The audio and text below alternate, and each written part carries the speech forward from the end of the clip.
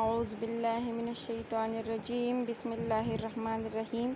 السلام علیکم جماعت نہم، میں مسز سینا آج آپ کو اسلامیات میں من ہدی الحدیث سے حدیث نمبر 6 پڑھاؤں گی۔ چلے شروع کرتے ہیں۔ حدیث نمبر 6۔ اعوذ باللہ من الشیطان الرجیم بسم اللہ الرحمن الرحیم۔ لیس منا من لم یرحم صغیرنا ولم یوقر کبیرنا۔ لفظی ترجمہ اس کا سمجھاتی ہوں۔ لیسا نہیں ہے، منا ہم میں سے، من جو، لم یرحم رحم نہ کرے، صغیرنا ہمارے چھوٹوں پر، ولم یوقر اور احترام نہ کرے، عزت نہ کرے، کبیرنا ہمارے بڑوں کا۔ ترجمہ اب اس حدیث کا سنیں۔ وہ ہم میں سے نہیں جو ہمارے چھوٹوں پر رحم نہ کرے اور ہمارے بڑوں کا احترام نہ کرے۔ وہ ہم میں سے نہیں کا معنی کیا ہے؟ علامہ محمد بن علان شافعی رحمۃ اللہ علیہ فرماتے ہیں، ہم میں سے نہیں کا مطلب ہے کہ ہماری سنت پر نہیں، یا ہماری راہ پر نہیں، یا ہمارے راستے پر نہیں۔ یہ نہیں ہے کہ وہ بالکل مسلمان ہونے سے ہی نکل گیا، وہ مسلمان ہے لیکن گناہ گار ہے، وہ رسول اللہ صلی اللہ علیہ وسلم کی راہ سے ہٹ گیا ہے، وہ اس کی سنت کی پیروی نہیں کر رہا، رسول اللہ صلی اللہ علیہ وسلم کے راستے پر نہیں چل رہا۔ علامہ عبدالرؤف مناوی رحمۃ اللہ علیہ فرماتے ہیں، ہم میں سے نہیں یعنی ہمارے کامل مسلمانوں میں سے نہیں، یعنی کامل مومن جو ہے وہ ہر طرح کی رسول اللہ صلی اللہ علیہ وسلم کی سنت پر عمل کرتے ہیں، یعنی وہ شخص کامل مومن نہیں جو حضرت محمد صلی اللہ علیہ وآلہ وسلم کی سنت پر عمل نہیں کرتا۔ تو اس حدیث پر عمل نہ کرنے والا بھی کامل مومن نہیں ہوگا بلکہ گناہ گار مومن ہوگا، گناہ گار مسلمان ہوگا۔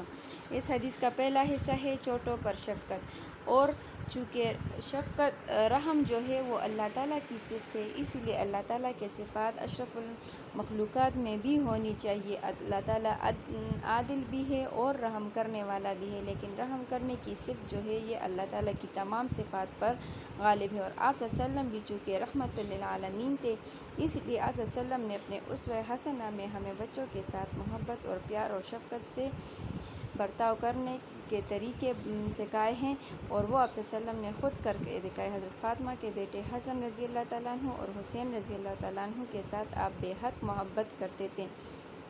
بعض دفعہ آپ صلی اللہ علیہ وآلہ وسلم اپنے نواسوں کے پاس آتے، انہیں گود میں بٹھاتے، انہیں چومتے، ان کے لیے دعا فرماتے۔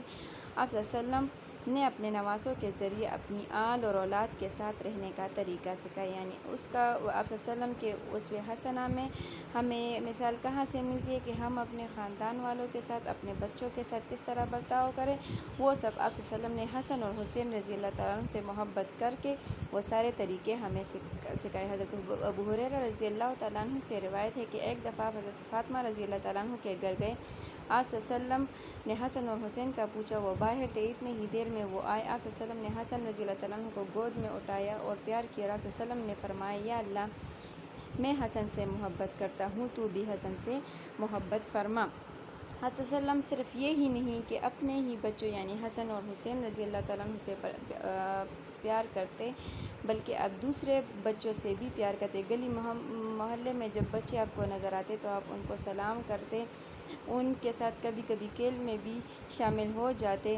آپ دوسرے صحابہ کرام کے بچوں کی بھی بہت عزت و تکریم کرتے اور ان سے پیار کرتے۔ ایک دفعہ ابو موسیٰ اشعری رضی اللہ تعالیٰ عنہ فرماتے کہ میرے گھر ایک لڑکا تولد ہوا یعنی پیدا ہوا، میں صلی اللہ علیہ وسلم کے در پر حاضر ہوا، صلی اللہ علیہ وسلم نے اس کا نام ابراہیم رکھا، کھجور سے اس کی تہنیک یعنی گٹی فرمائی اور اس بچے کے لیے برکت کی دعا فرمائی۔ یہ ابو موسیٰ اشعری کے بڑے صاحبزادے تھے۔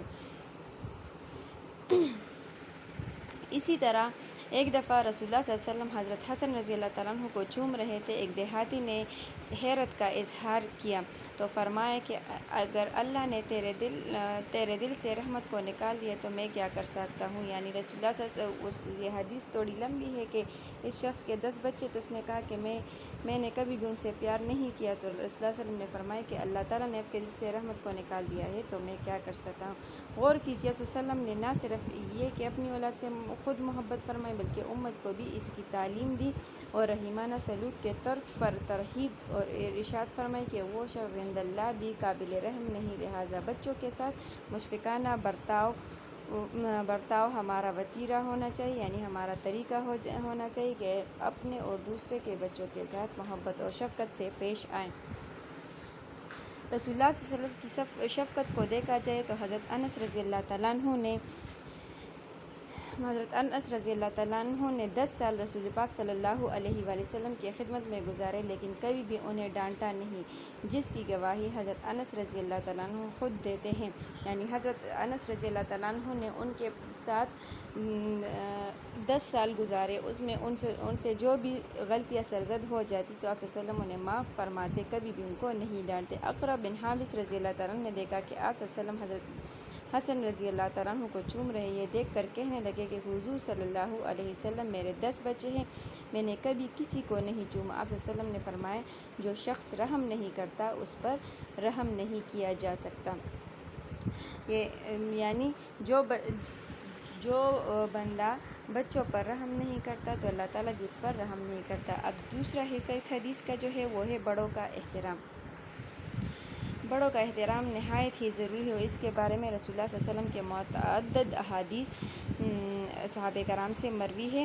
حضرت ابو ہریرہ رضی اللہ تعالیٰ عنہ سے مروی ہے کہ رسول اکرم صلی اللہ علیہ وآلہ وسلم نے فرمایا اللہ تعالیٰ کی طرف سے مہلت پر مہلت دی جاتی ہے، پس اگر جھکنے والے بوڑھے، عاجز اور منکسر نوجوان، شیرخوار بچے، خور و نوش کی فراوانی کے ساتھ رہنے والے جانور نہ ہو تو تم پر مصیبتوں کے پہاڑ ٹوٹ پڑیں گے۔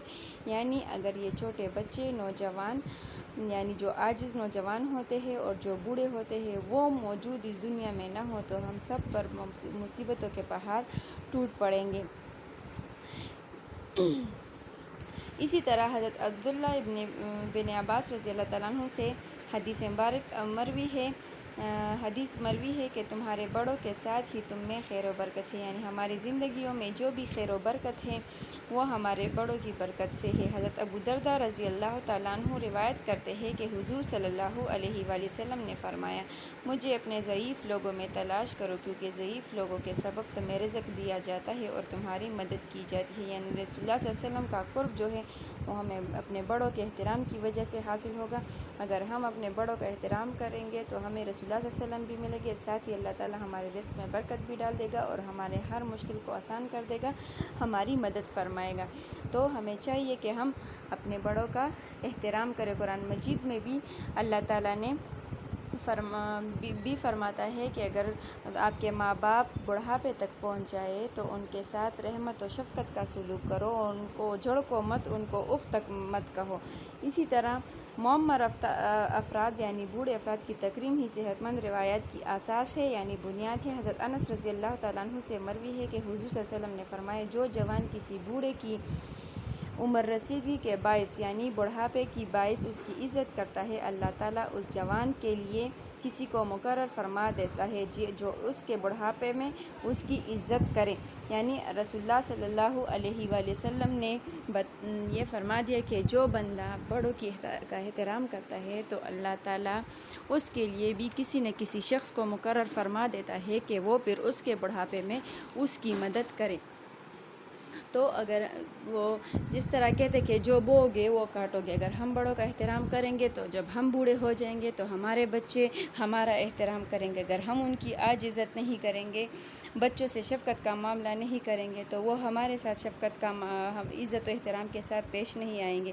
یعنی جو کریں گے وہ بڑھیں گے، جو بڑوں کا احترام کریں گے تو جب ہم بوڑھے ہو جائیں گے تو ہمارے بچے ہمارا احترام کریں گے، اگر ہم بچوں کے ساتھ احترام کا سلوک نہیں کریں گے تو بچے بھی ہمارے ساتھ بدتمیزی کریں گے۔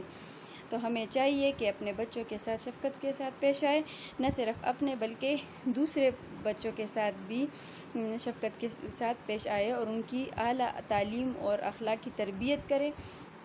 تاکہ دنیا کے ہر معاملے میں ان کو آسانی ہو۔ اللہ تعالیٰ سے دعا ہے کہ وہ ہمیں اپنے چھوٹوں پر شفقت کرنے، رحم کرنے اور اپنے بڑوں کے ساتھ ادب اور احترام سے پیش آنے اور ان کی تعظیم و تکریم کرنے کی توفیق عطا فرمائیں۔ آمین ثم آمین۔ انشاءاللہ امید ہے کہ آپ سب بھی اپنے سے چھوٹوں پر رحم کرو گے اور اپنے بڑوں کا احترام کرو گے۔ اللہ تعالیٰ مجھے بھی توفیق عطا فرمائے۔ والسلام